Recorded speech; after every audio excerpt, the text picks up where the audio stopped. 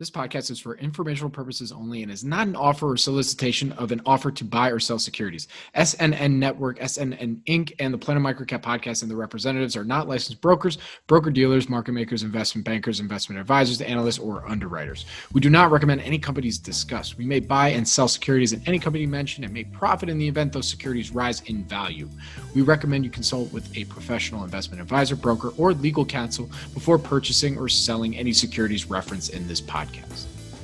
Welcome to the Planet MicroCap podcast. I'm your host, Robert Kraft. Thank you all so much for the support and for tuning in.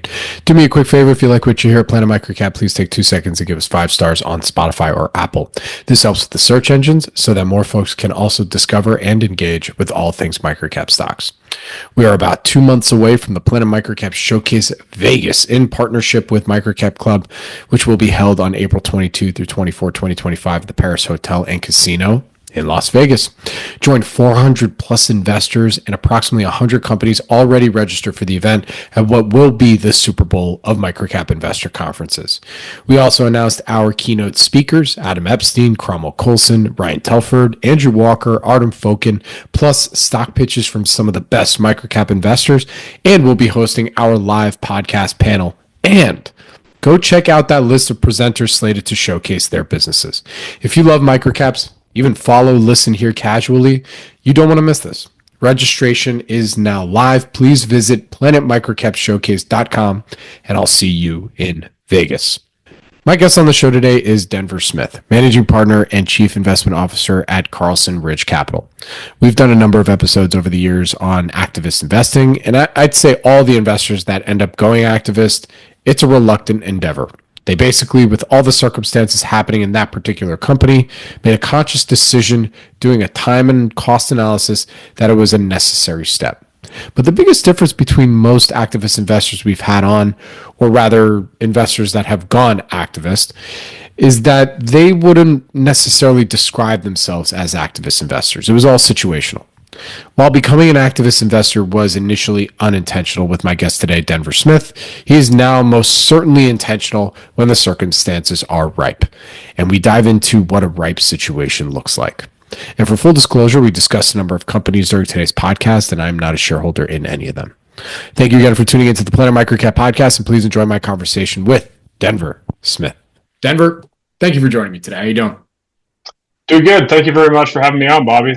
Absolutely. It's great to have you, man. And shout out to Ian for the intro. But, I got to say, like, I've been doing this 10 years now. And like, you think you meet everybody in microcap. And, not only do I feel like we've had, too many, like, crossing paths because we've been at many of the same conferences, but of course, just, we're for one reason or another. So I'm stoked that what's funny is like I recognize your face, from being at the conferences, and yet, here we are. It's so long time coming, I guess. Is a short answer. Absolutely, no, and I'm looking forward to coming to your conference here in April. It's gonna be a good time. It's going to be a really good time for sure. So look, you employ a very interesting strategy over at Carlson Ridge Capital. Not to toot, I'm going to toot your horn for you a little bit here. But the fund has done quite well since inception. I think about 250% growth since inception. Way outperforms everything else. And almost net, it's almost about 300% cumulative returns, annualized returns since founding about 17%. So wanted to kind of go through some of the secret sauce, understand a little bit more about how you also approach activism, and So to start off, where did your passion for investing microcaps begin? Yeah, absolutely. So I had a bit of a unique foray into investing. So I went to the University of Oklahoma. The business school there is named after Michael F. Price, who, if you're aware, broke up, Chase Manhattan at the time. And I don't think probably a single person in the business school at Oklahoma could tell you that. Very oil and gas driven. Started looking into what he did and was like, wow, this just makes a lot of sense to me, that stocks aren't just little, tickers and, stock charts. These are actually pieces of businesses. And that's kind of the short answer on how I got the investing bug. The the Wait, activists. Oh, go ahead. hold on. I just want to paint a picture in my head, and not to poke fun at any of this, but I just see little 18-year-old Denver, walking up to Oklahoma University of Oklahoma, looking at the side, and was this how it went? Like that first day, you just looked up, like, whoa, that's cool. This building's named after this guy. It Well, took me about two years of okay, getting fair into enough. That makes college. more sense. Yeah, I didn't really care about career aspirations for my first year or two of See college, unfortunately. that's what makes more sense. I see in the movie version, it's the 18-year-old Denver Smith is looking up and be like, man, what opportunity, and then Yeah, this makes more sense. Like you're like, I'm going to football games for 2 years. Like I have no idea what I'm 100%.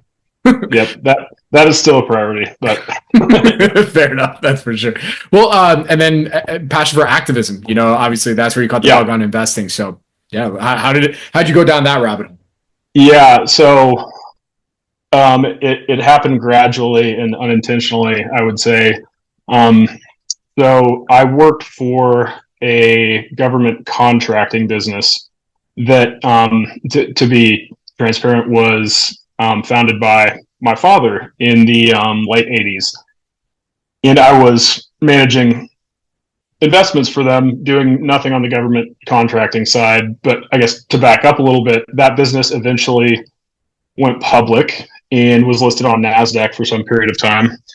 And they had multiple, I would say, interactions with activist investors. One of them, when I was, I think, 19, so didn't really care too much about my future at that point in time, but I've always been very close with my father and great businessman. And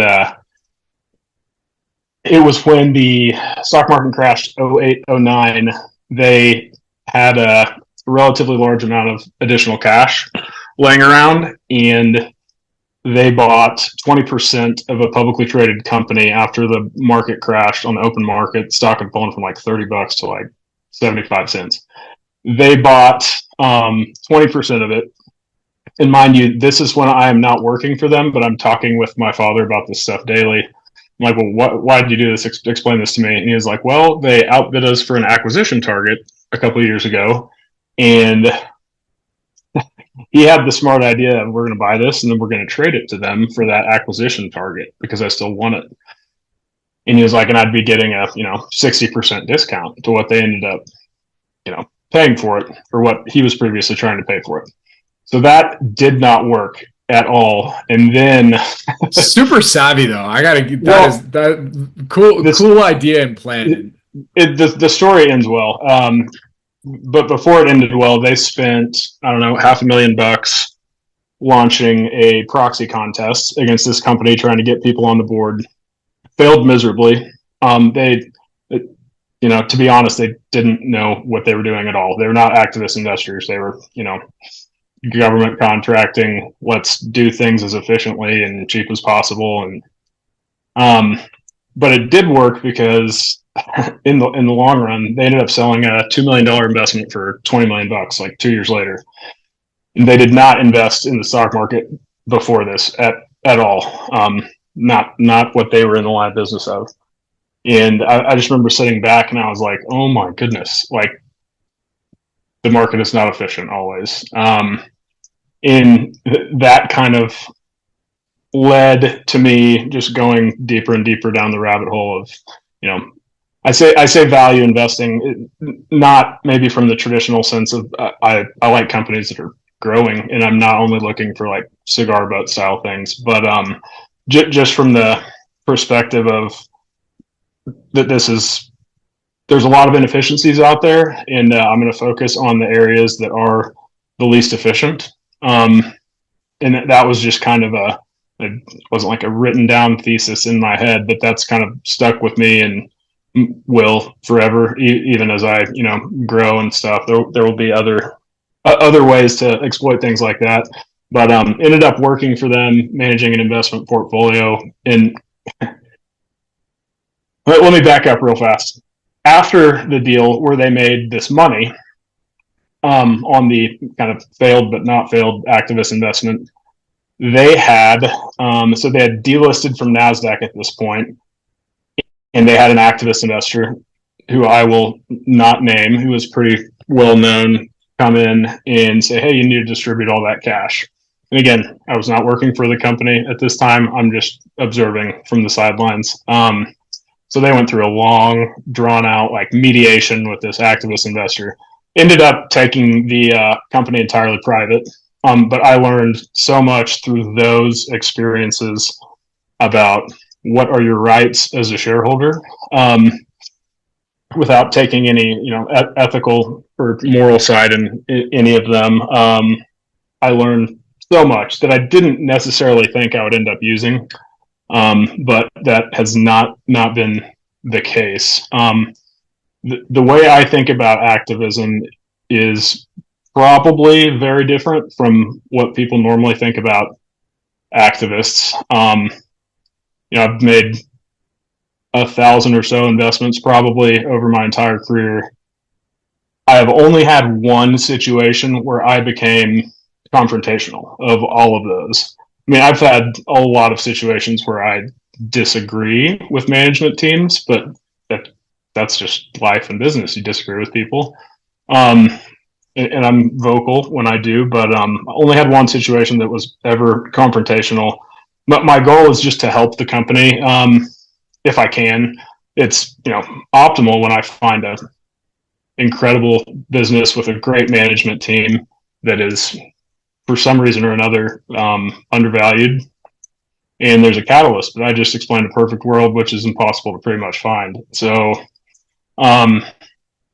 there's a lot of ways. I'm sure you can imagine that you can help microcap firms. Either they don't have enough capital, they have a somehow screwed up capital structure, they need some talent upgrades, they need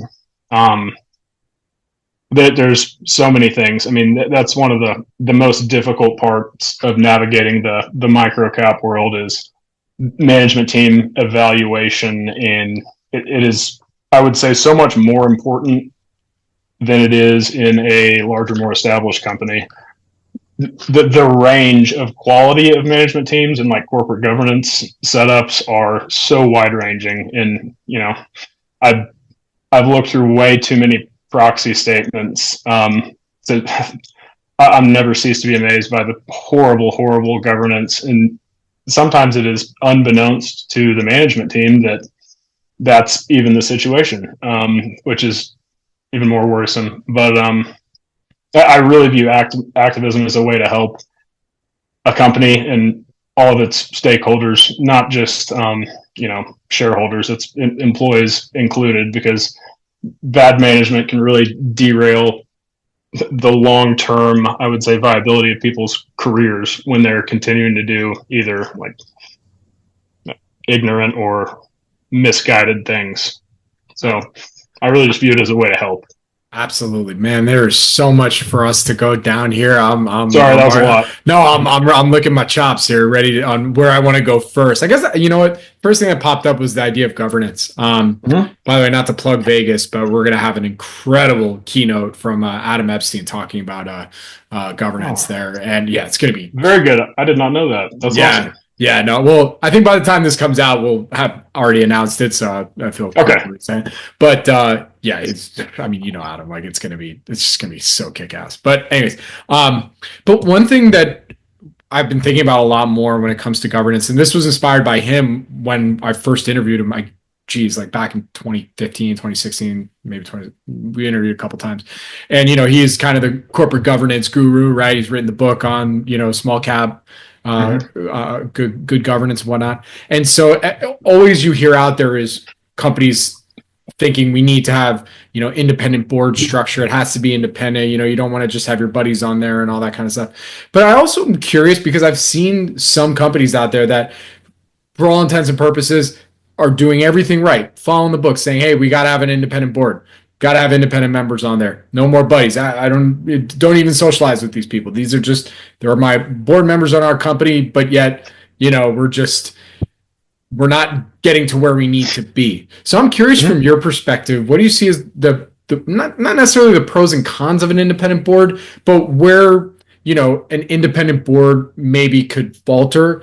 And what are some of the best practices if an independent board is where you want to go or want to see within a public company? For sure. Okay. I have a lot of thoughts on this. So, I know that I was going to say it's probably be like a 2 hour answer right here. yeah, I'll try to keep my thoughts kind of concise.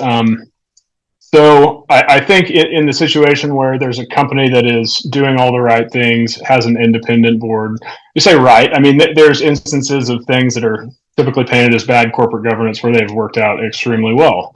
Like I dislike companies with Totally. dual voting class share structures. I think it's horrible corporate governance. But there's situations where it's worked out swimmingly. Probably not the majority of the time, but anyway, so there's always pros and cons to kind of all of it, but where it could falter with an independent board, first of all, the quality of the board members could just be bad. The board members could maybe not be properly incentivized or aligned, and that's one of the key battles of corporate governance is alignment.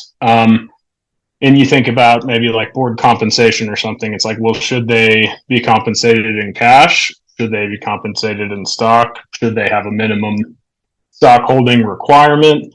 And these aren't really necessarily straightforward answers, but I think a lot of it has to do with the quality of the people on the board and also how they are incentivized. To take it a little further, I'm a big believer of having management team members to a certain extent on the board. But absolutely. I do not like instances where they have control of the board just from like a numbers voting perspective. There can be a lot of either intentional or unintentional self-serving decisions if that is the case.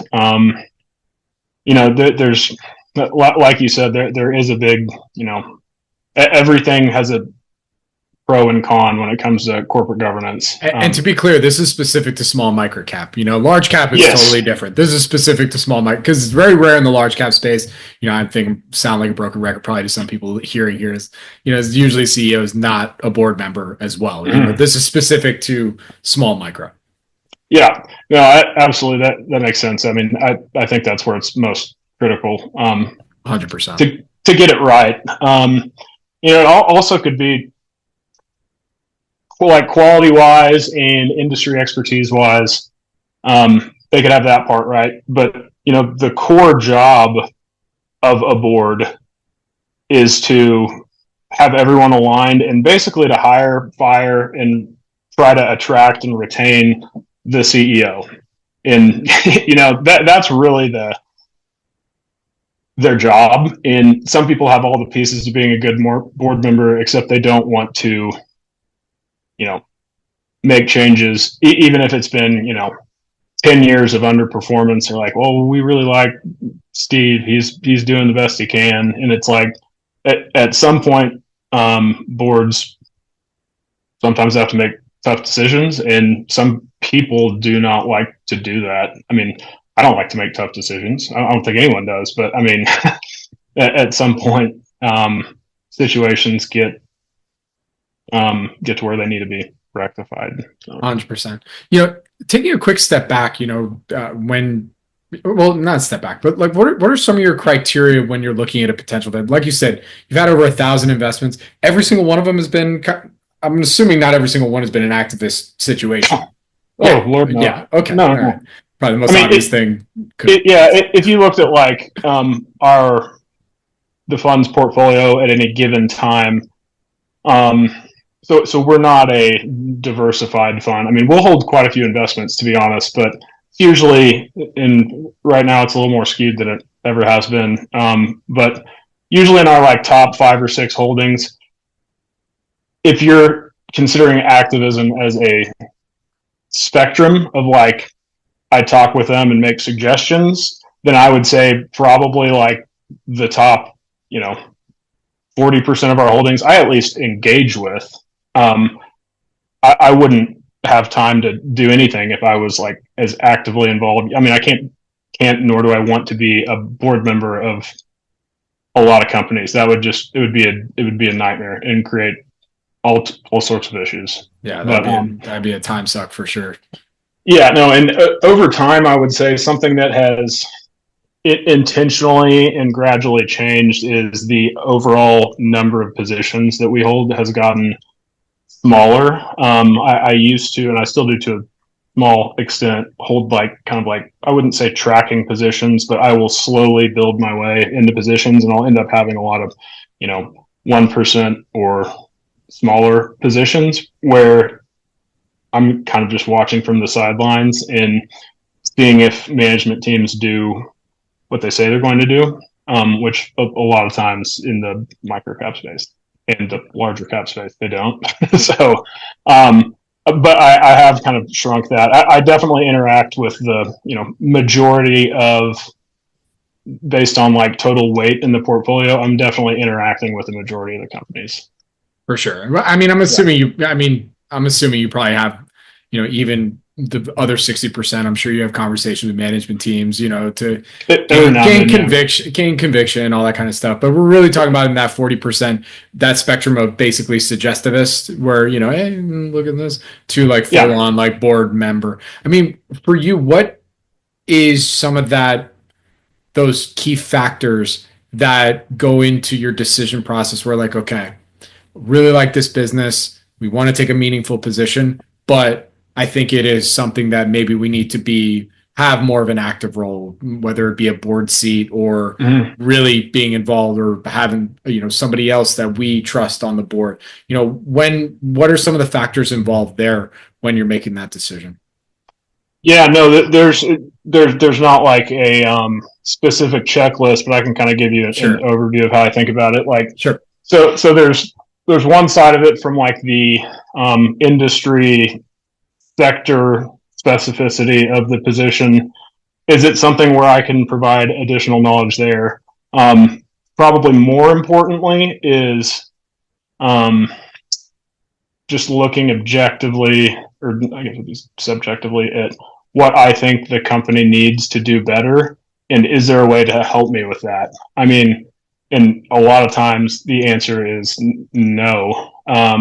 But if it's capital that they need, or maybe an interestingly structured transaction, it's typically something, assuming I like the underlying business and management, where I'm happy to help in any way I can. Joining the board is quite an undertaking, and there has to be a lot of, I would say, confidence in my personal ability relating to a specific company to even think about wanting to do that, because it involves, or at least the way that I do it as a board member, is I put a lot of effort and time into it, and that's just not possible. And there has to be significant perceived upside, at least my perception, for wanting to do that. And there are certain deals where, like, I'm squarely a long-term investor. I mean, I can give you a lot of examples of 10+ year investments, but there, on the special situation side of things, that's not something typically where I would ever be like, oh, I'm going to get on the board of this spinoff company to sit there and sit on my thumbs. Like, especially if there's a catalyst. That has been another change, and I would say my overall investment philosophy. Always looked for things with catalysts, but I've never realized how important that is, particularly on the out of favor value side of things.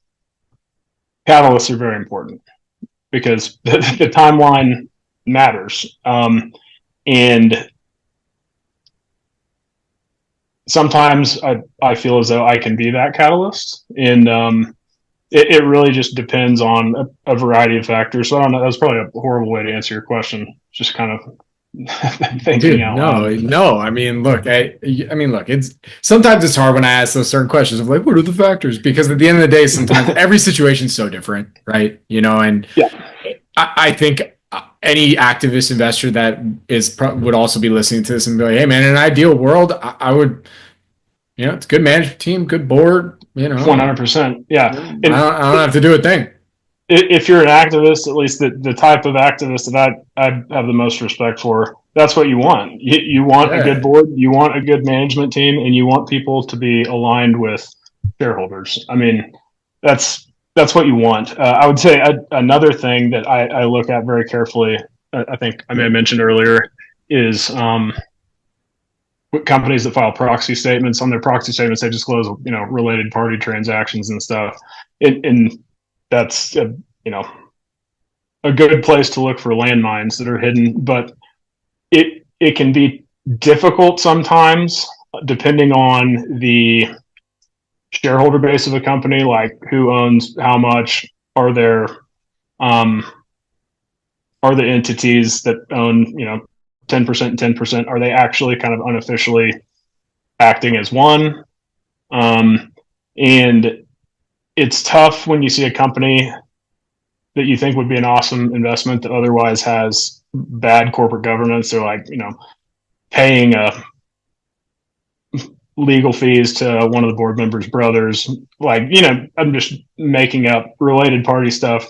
It's tough unless you can effectively gain voting control to go in there and be a suggestivist and say, hey, I really think that this is bad corporate governance and you should stop. That's not the best way to make friends with a management team, is to just out of the gates be like, hey, here's what you're doing is wrong, and everyone hates it. It's not the best way to build rapport with them. And I typically will stay away from situations like that unless I think that there's an overarching reason why I may be able to successful changing that. For you, when you're weighing, you're like, all right, is this really worth it? Like that's the hard Yeah. part, right? Like, and that's the same conversation I've had with a number of activist investors. Is just like their calculation of, Yeah. is this really worth my time and effort, and probably the not just the actual capital, money out that I'm going to be spending on, all the extra work and due diligence, the flights, the this, the that, but just the brain drain in some respects. Like, what are some of, again, it might be hard to kind of pick a couple things overarching, but, maybe you can think of an example where you're just like, all right, okay, let's do this, because the opportunity was too good, but it needed this. You had to go and do that. I'd love to hear that. Yeah, absolutely. And that is maybe you maybe hit the nail on the head there. Probably the most important consideration to make, if you kind of move beyond being a suggestivist, if you will. So, like you said, there is the explicit cost of, it's like, okay, if I go down this pathway, it's kind of like a decision tree. It's like, if I go down this path and they fight me, how much does a proxy contest cost? Like, there is the actual mathematical question of that, and it depends how you go about it. But at the end of the day, it comes down to, can I win by accomplishing my objective? And if I do, what will the corporate governance upgrades create as far as value goes? It's like, can I win? How much will it cost to take the chance? And how much value do I think will be created if I'm successful? If it's something where it's like, they're doing this like one or two kind of sketchy corporate governance things, it's not worth it. I mean, without even giving any more information, I don't know if I think that kind of answers the question pretty well about the way that I look at it. It has to do with what does success look like, and what does that mean for the value of the business in my mind. I mean, for you, does it really come down like when you're weighing the all right, to go activist or not? Because like, let's say it's a business that is, the business itself, the organic growth, let's say it hasn't hit that inflection point yet, hasn't hit that catalyst, but you based on your due diligence and your research, like, all right, I think it might be coming. Do you sometimes look at that and think, all right, maybe it's time to maybe take a more of a hands-on approach, become activists, do that? Or has there ever been a situation where you see that, all right, it looks like this business might be hitting an inflection point, but you know what? Management and the board just fine, so uh, I'll either just sit back and, just Mm. open market buyer, let it go. Or have you ever had a situation where you're still like, all right, yeah, board and management, they're aligned, everything looks fine, but I still kind of want to get my hands dirty here. Yeah, absolutely. Great questions. So in the first example you gave, where you see something that is just at an inflection point, or so you think, that is not a situation where I would want to get activists. I would much prefer to just make an investment before others discover it and let it ride. The second part of your question was, remind me. You were saying, I mean, pretty much it was like, all right, well, let's say, I mean, it kind of already answered itself. It's like, all right, if they haven't hit, what you think is the inflection point, yeah, like I'll just invest and let it ride. The second part of that is like, all right, let's say they haven't hit that inflection point yet, and management, the board, seem to be, firing on all cylinders, aligned, the whole, no issues, whatever, but still maybe want to get a little bit more hands on. It seems like that you'd rather just wait for the inflection point, let it ride and go. no. So in that case, there would be openness to me getting involved, but I would not want it or go at it from a confrontational manner. If that's yeah. For sure. Have you ever gotten into a situation? Because one thing that I talk about a lot with other investors on here, especially right now where we're at in capital market cycle, especially for where we're at with small micros, you know, there's a lot of mistrust in traditional capital resources or growth capital resources, working with banks and picking the right partners. Where let's say you wanted to do a secondary or ATM something or rights offering, and just Mm-hmm. providing that extra capital. Now a lot of companies are saying, well, I'd rather go to if they're fortunate to have this, Mm-hmm. their quality fund, buy side that are large shareholders in the business, and just work with them and maybe creating a cohort through that for some kind of pipe to provide growth capital that way, because they know that that's strong hands and it's Yeah. it's going to be done well and not properly diluted. I mean, what are you seeing out there in terms of kind of the landscape and the need for growth capital and Yeah. amongst some of these quality businesses? Because it seems like there's a real dichotomy right now.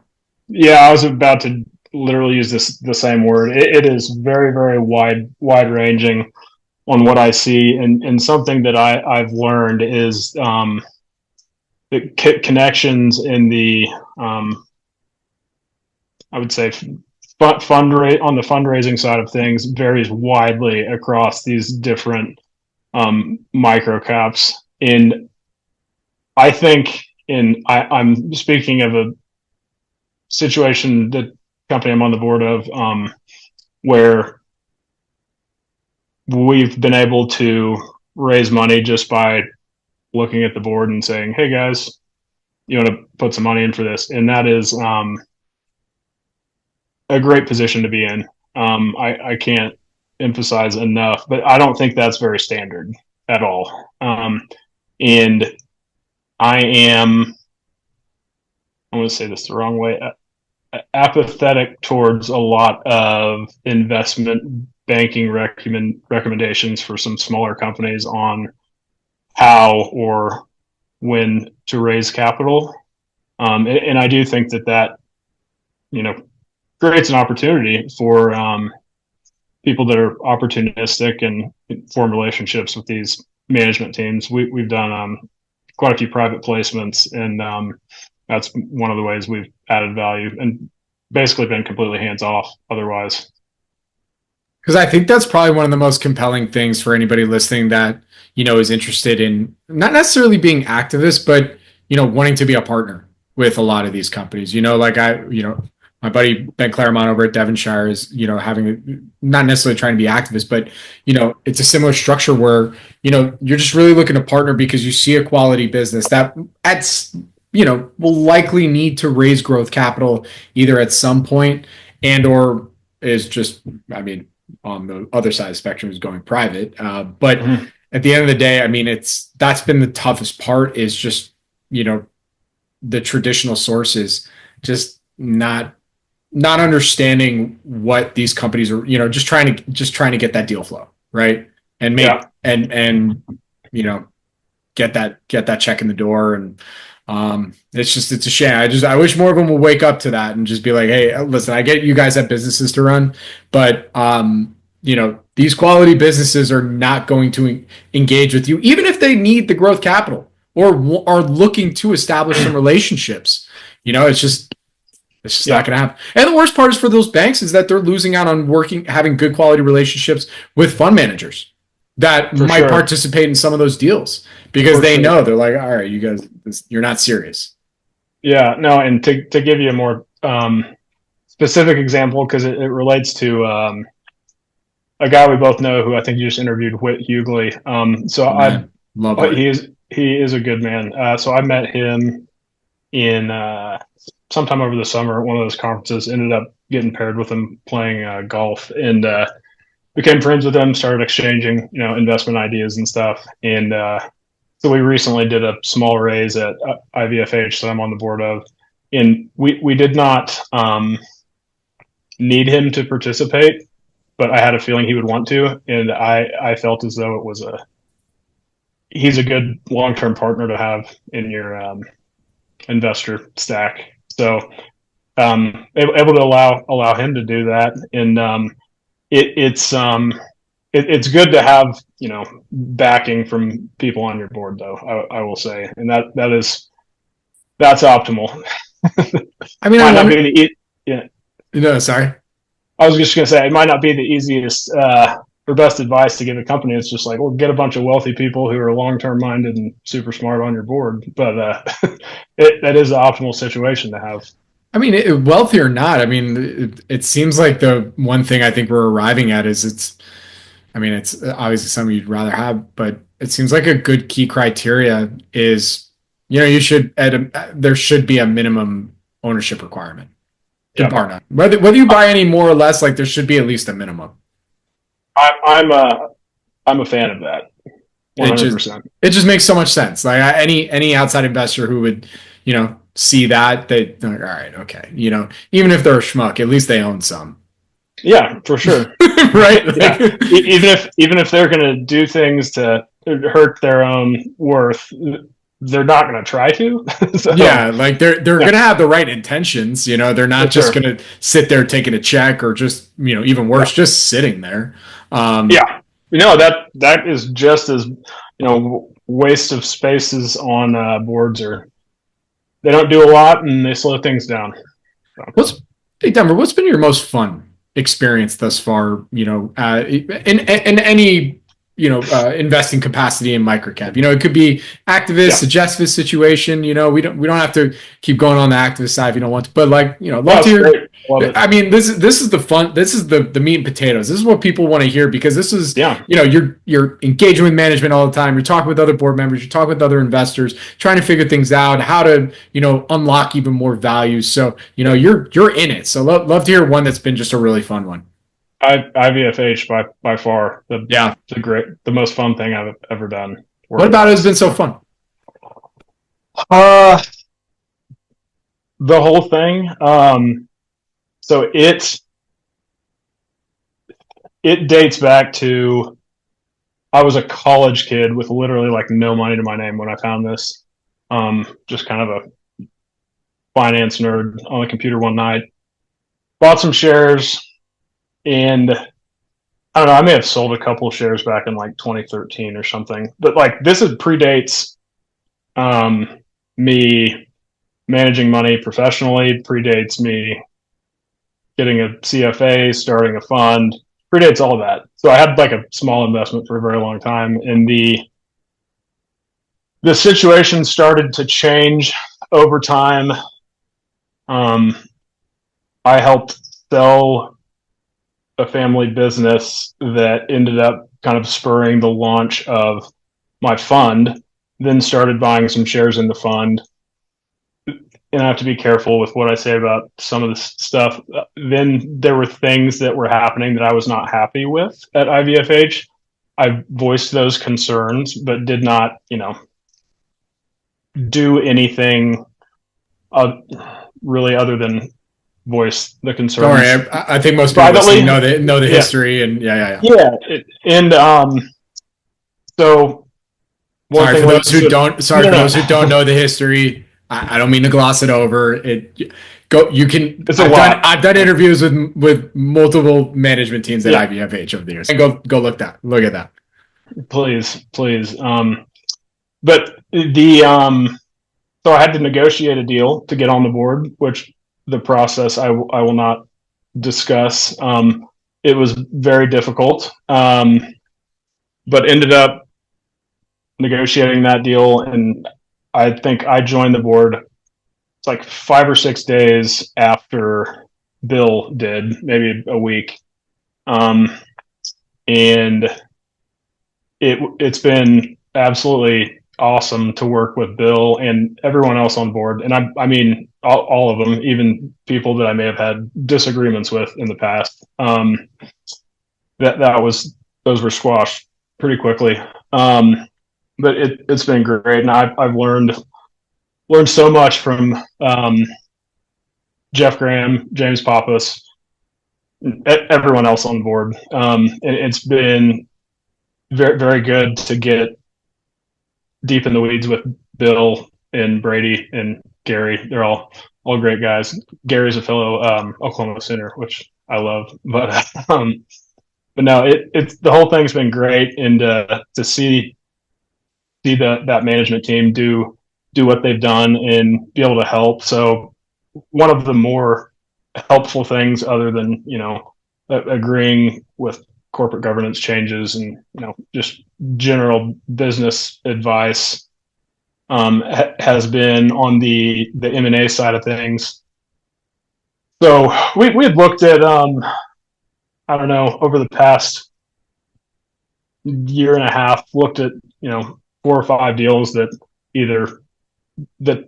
fell apart. And that's something that I've been extremely involved with. And the first deal we ended up being a deal that I found here in Denver that I brought to the board, Golden Organics, and was able to help them work through all of that. And that's been a lot of fun. And I would say unironically, the fact that the second deal was also based here in Colorado, that situation was a lot of fun for me. To give you a little more insight into what kind of happened there, is after the Golden Organics deal closed, everyone clearly was mindful, like on the board, that there's excess capacity in the warehouse. And I remembered a business listing from about a year ago, a year previous to that, of a company for sale in Fort Collins. And I dig through my old files, find it, try to get a hold of them. They don't respond to anything. So it was a business listed for sale. Don't hear anything.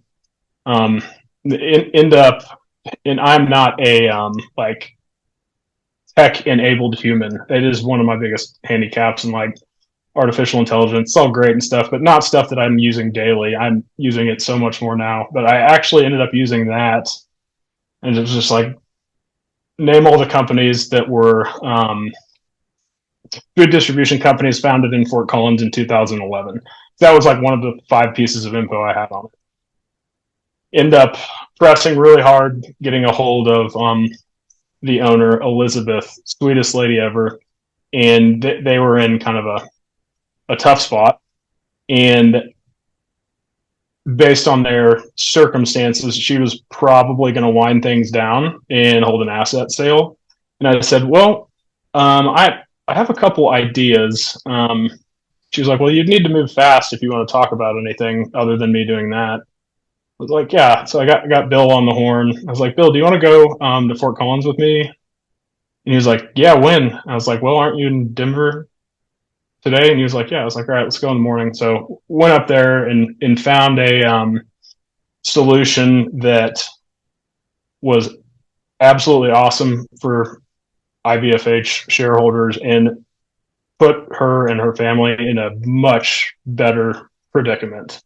And that was pretty cool to kind of help all parties involved there. And that's been fun. But the whole thing's been fun. That's Learning a awesome. lot, and yeah, it's been great. That's awesome. All right. Conversely, you don't have to name the name of the company by any means, but what's been one where either all right, we don't want to go full like nego or anything like that, but I mean, what's one would you say that let's say on the negative side that didn't work out so well or just was not a great experience? What about it made it not a great experience, and you maybe reflecting on what would you have changed? If you had more control over the situation. Yeah. Well, I've had plenty of investments that have worked out very poorly. Trying to think of pinpoint one that kind of encompasses what you just said. Give us the confrontational one. No, I'm just kidding. Don't do that. Well, the one that was confrontational was IVFH, but it was not confrontational after I joined the board. But Gotcha. it got a little weird for a while. Yeah. And I would say I'll be confrontational if I think someone's doing something wrong. Sometimes it's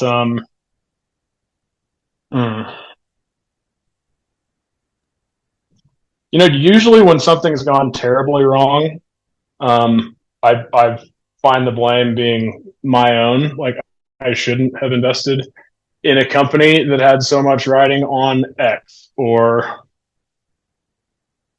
I talked myself into justifying the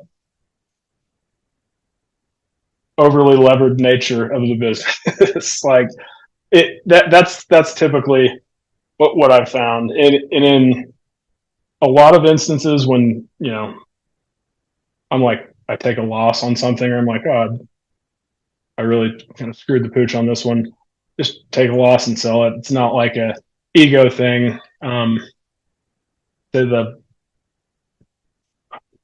have a real good answer for you on that one, because a lot of times when I'm make a bad investment, it's my own fault, and there haven't been many situations where I felt it was worth the additional effort to go kind of like full scorched earth. That's pretty rare. Well, how about this? I mean, let's say, have you ever been in a situation where you've been on a board and either you got in a situation like, whoa, this is not what I thought this was going to be.